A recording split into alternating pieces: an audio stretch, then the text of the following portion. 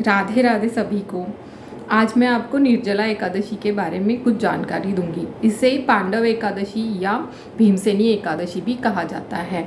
इसे पांडव एकादशी या भीमसेनी एकादशी क्यों कहा जाता है? क्योंकि जो भीम थे वो कोई भी व्रत एकादशी नहीं कर पाते थे, तो उन्होंने भगवान जी से पूछा कि मुझे पुण्य फल प्राप्ति कैसे होगी, मैं कोई व्रत नहीं कर पाता और मैं बिना खाए नहीं रह सकता। तो भगवान जी ने उन्हें कहा कि ज्येष्ठ मास की शुक्ल पक्ष की जो एकादशी आती है उसका तुम व्रत करना, निर्जला व्रत रखना।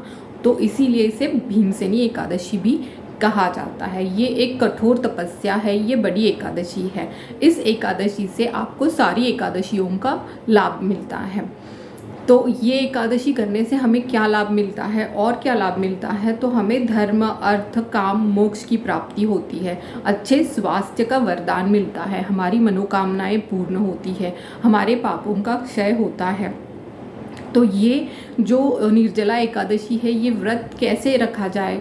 तो इसमें आप प्रातःकाल उठने के बाद, स्नान वगैरह करने के बाद आप सूर्य को जल अर्पण करें। उसके बाद विष्णु जी की पूजा करने के बाद उन्हें विष्णु जी को पीले फूल अर्पित करें, तुलसी दल अर्पित करें, पंचामृत अर्पित करें।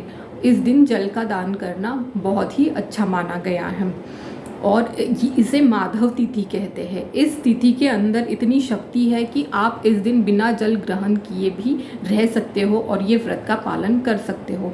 अब ये जो व्रत है ये बिना खाए, बिना जल ग्रहण किए किया जाता है।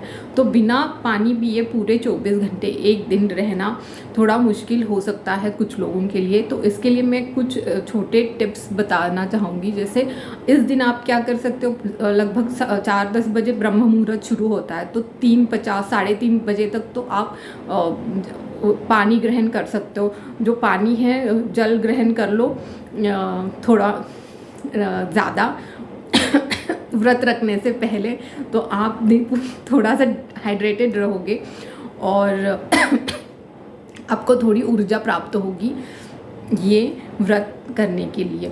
ये आप कर सकते हो। और आप इसमें जैसे कृष्ण नाम संकीर्तन है या नाम जाप है, ये कर सकते हो। इससे थोड़ी आपको शक्ति मिलेगी बिना जल और बिना खाए रहने की। और अगर आप किसी नदी किनारे या जाके वहाँ पे भी जाप कर सकते हो या फिर नदी में स्नान कर सकते हो। कम से कम आप भले ही पानी नहीं पी सकते, लेकिन नदी में स्नान करने से फिर भी आप थोड़ा सा हाइड्रेटेड फील करोगे। तो ऐसी कुछ टिप्स है। एंगेज रखो अपने आप को कृष्ण भक्ति में, नाम जाप में, तो इससे आपको बड़ा लाभ होगा। तो ऐसे आप ये निर्जला एकादशी का व्रत कर सकते हो। आप सभी को निर्जला एकादशी की बहुत शुभकामनाएं। राधे राधे।